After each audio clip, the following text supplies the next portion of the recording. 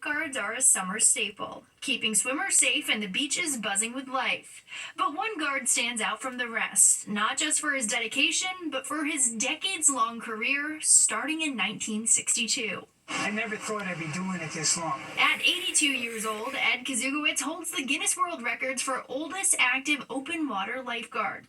It's an honor that he was awarded in April. I think my starting pay on the ocean for the state of New Jersey was $1.52 an hour. He's become well known in the area.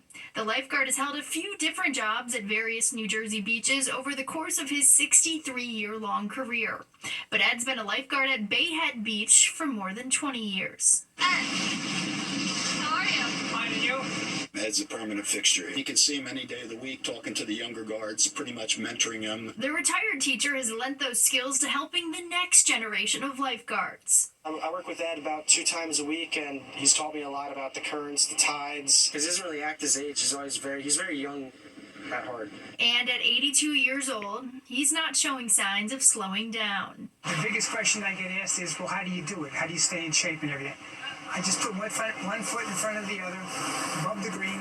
Nobody's catching me yet. I guess I'm doing okay. He's a mentor and, in his words, a regular lifeguard at the beach, still making water rescues alongside other lifeguards.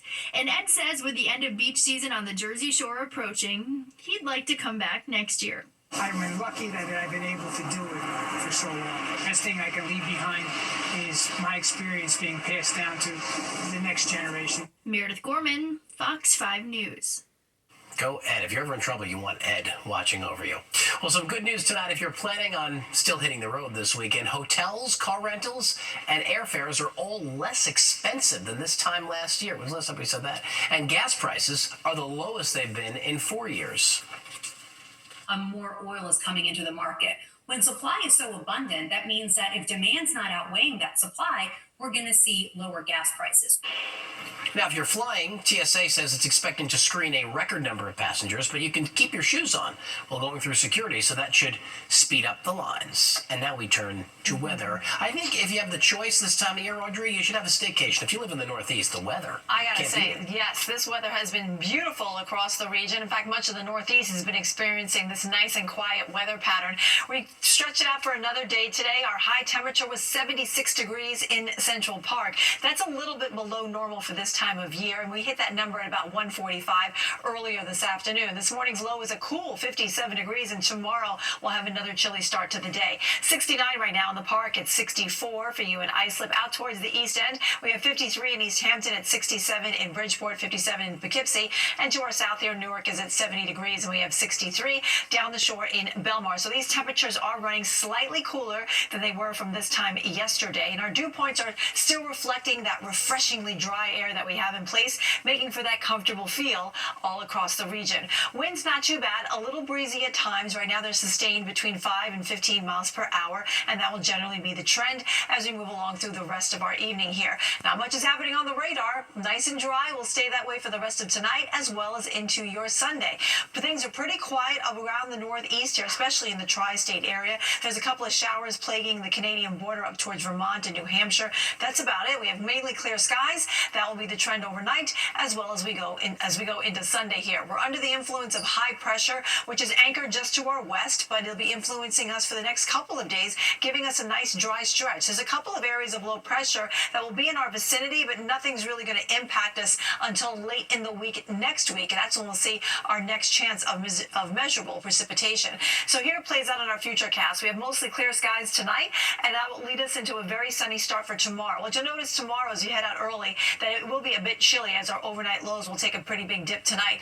But tomorrow we'll recover into the 70s. We'll have a couple of high thin clouds filtering our skies late in the day, and that's about it. High pressure will continue to dominate our weather as we go into Labor Day on Monday, giving us a nice start to the day. We'll have some clouds rolling in towards the afternoon, and they could squeeze out an isolated shower out towards the east end. So if you are going to be in the Hamptons, that's something to be aware of. But it won't be until late in the day on Monday, so don't cancel your lunchtime barbecue plans on that day. today. Tonight, we're dropping down to 58 degrees in Central Park. We'll have some colder numbers in the suburbs. In fact, down into the 40s by tomorrow morning. So it'll be a chilly start for your day on Sunday. We're going up to 79 degrees with plenty of sunshine in the park, and it looks like we have light winds too.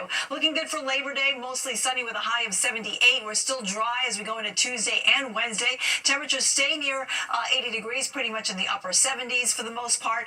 And our next chance of rain doesn't return to the region until late in the evening on Thursday, lasting into Friday morning. Richard, over to you. Let's enjoy it, Audrey. And how lucky are you feeling? Very. Good, because the Powerball drawing is coming up in less than an hour. At 10:59, the jackpot is up to $1 billion. That's billion with a B. People have the fever, dreaming that their ticket is the winner. And get this, if someone in New York City wins and opts for the lump sum payment, after all the withholdings and taxes, the estimated take-home would be somewhere around $218 million. Huh.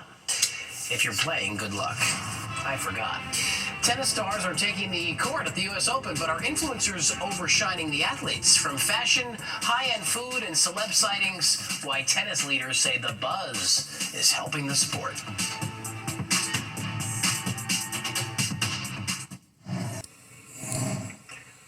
The U.S. Open is in full swing, and it's had tennis fans coming from all over the world to see their favorite stars. But are influencers competing for center court?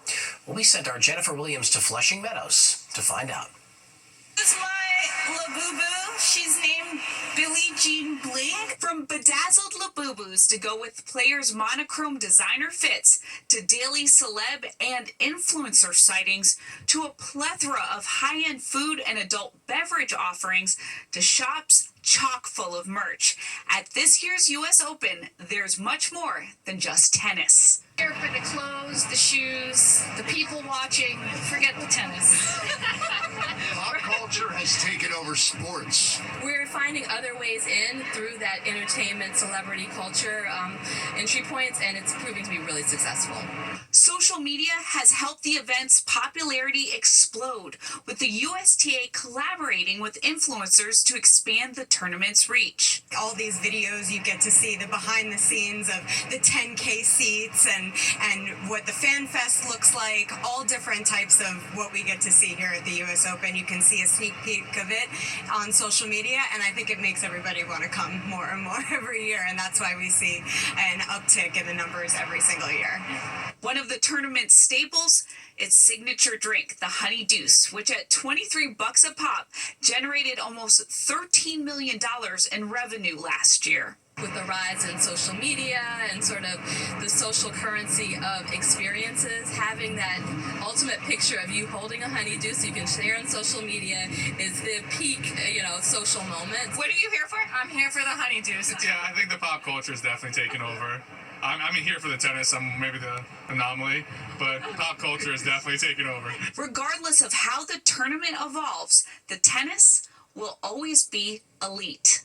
The competition here is the best that we get to see all year round, and I think that it only amplifies all the cultural things that come into the U.S. Open as well, the fashion, the food, the energy, but I don't think it overshadows the tennis at all. That's the best part. In Flushing Meadows, Jennifer Williams, Fox 5 News. It's still always fun at the U.S. Open. Cutting-edge tech to keep kids safe. How one local school is going the extra mile to prevent violence on campus.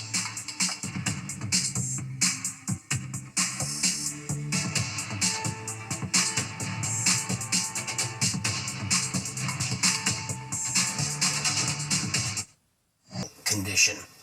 And today, Fox News anchor John Roberts is recovering after being diagnosed with malaria. He believes he caught the mosquito-borne illness while vacationing in Indonesia earlier this month. Roberts told People magazine he suffered from uncontrollable shivering while he was live on air. Roberts plans to return to work on Tuesday. And many turning out this morning for the Junior Carnival Parade. It's just one of the big events leading up to Monday's West Indian American Day Parade. Some parents saying they feel safe at the Junior Parade, but will not attend Monday's festival. But Mayor Adams is promising extremely tight security with the most officers in place on any holiday at the West Indian American Day Parade, with a record number of those officers. As the new school year is set to begin Top of mind for parents, security. This after the recent shooting rampage in Minneapolis. One school district in our area says it's using high technology to keep students safe in the event of a similar situation. Fox 5's Jessica Formoso has the story from North Massapequa. As students prepare to return to school, many parents left worried about the safety of their children in light of the recent school shooting in Minneapolis. Plain Edge School District implementing a high-tech security system just in time for the new school year. The first of its kind, cutting-edge technology would put the school in lockdown. Cameras and a live map of inside the school building would be activated, allowing first responders to see where exactly the threat could be. Imagine first responders not just knowing what's going on, being able to see in the classroom and track on a live map within a few feet where the emergency situation's happening. Plain Edge is the first school district in New York State to install the security system.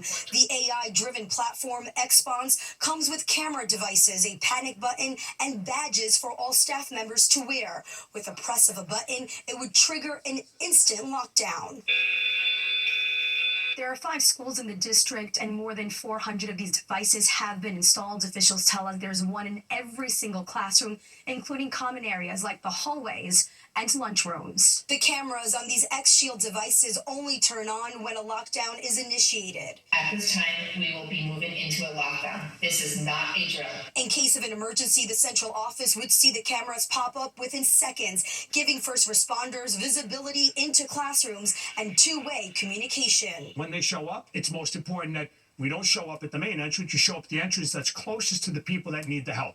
Right? This will actually send that signal and give us the ability to get the first responders to the people to save lives by saving seconds. Ryan Petty, who lost his daughter Elena in the Parkland school shooting, says time is of the essence in a crisis. Every second counts, and technology like this could save lives. Every second that we can shave off, locating where the attacker is, or directing first responder resources to the right spot so that those that are in need can get the help that they need, that will undoubtedly save lives. Right now, school officials here in Plain Edge would have to send a link to Nassau Police in order for them to access this security system. The plan is to have a partnership with the police department so they can have access right away in real time without having to waste time in sending a link. They hope to establish that partnership within the coming weeks. In North Massapequa, I'm Jessica Formoso, Fox 5 News.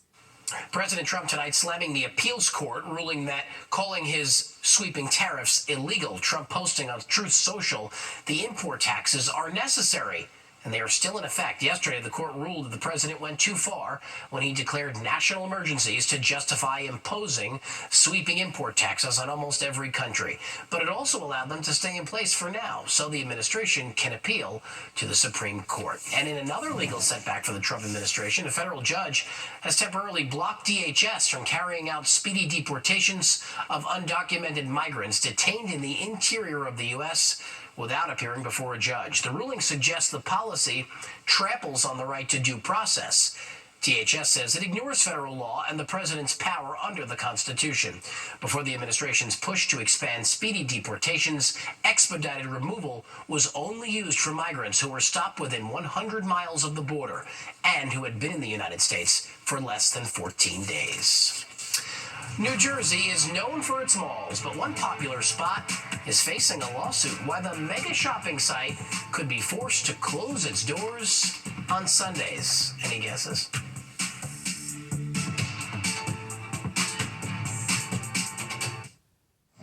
It is one of the city's most colorful events. The West Indian American Day Parade is almost here. Dancing and food are a big part of it, but it's the costumes that steal the show. Stephanie Bertini is back, and she caught up with some of those working behind the scenes on the elaborate outfits.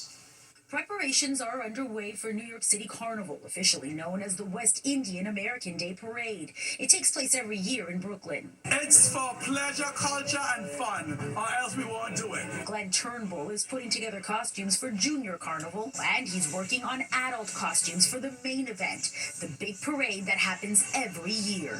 Really embracing our culture and continuing to do it every year, and just showing everybody what it stands for in a whole. Ryan Johnson is helping organize things behind behind the scenes, her little cousin Janai Davidson is really looking forward to playing mass. That's when the costumes are donned. What's the best part about playing Crossing the stage. Turnbull and Johnson are with Demidus International NY, an organization that works with the West Indian American Day Carnival Association and other groups to embrace and share Caribbean culture every year. And each year, the music is a major part of it all. Just ask one of the DJs participating. This is DJ Excellence. I got all the 2025 from all the islands. All the islands will be represented on Monday and Saturday. What those who aren't involved in the preparations don't see up close when they attend Carnival in New York City is the heart that goes into all the work behind the scenes. It is a lot of work and a lot of sleepless nights. How long have you been making costumes in your life? In my life, I started at 19 and I'm 61. That's a long time. Very long. Stephanie Bertini, Fox 5 News. Well, we know, Jen, the Yankees aren't playing the hottest teams right now, but they're still pulling off some surprises. Yeah, they're bringing that Bronx Bombers brand of baseball to the south side of Chicago. Yankees looking for their 7th straight win, and it would take extra innings in Chi-Town to get the job done. I'll have If the Bombers Got the Dub plus more coming up in sports.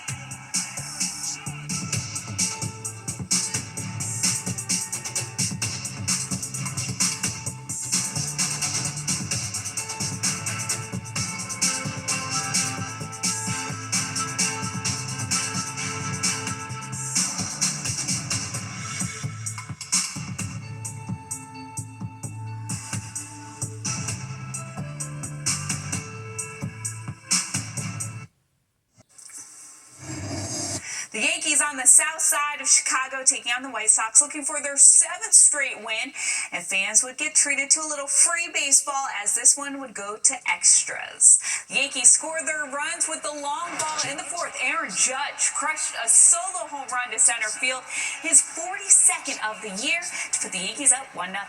After the White Sox tied it, Austin Wells went deep, his 19th of the year. The solo shot put the Yankees back on top 2-1.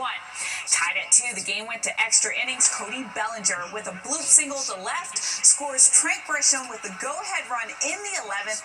3-2 Yankees. Yankees take this one 5-3 the final score to pull within 2 games of the Blue Jays for first place. A day after one of the Mets' young... Monday looks like we'll have mostly sunny skies for Labor Day, looking good with a high of 78, so great for outdoor BBQ plans. Still looking good on Tuesday and even into Wednesday. In fact, our next chance of rain doesn't return until Thursday night, and that will linger into early on Friday as temperatures remain below average for this time of year. Richard? Audrey, would you call this a false fall? Some do. I think so. Or fake fall, I've heard them all. Will we get back to the 80s and potentially 90s in the month of September? I don't know about 90s, though. We'll see how we move on. All right, I'll take the 80s. Thanks, Audrey.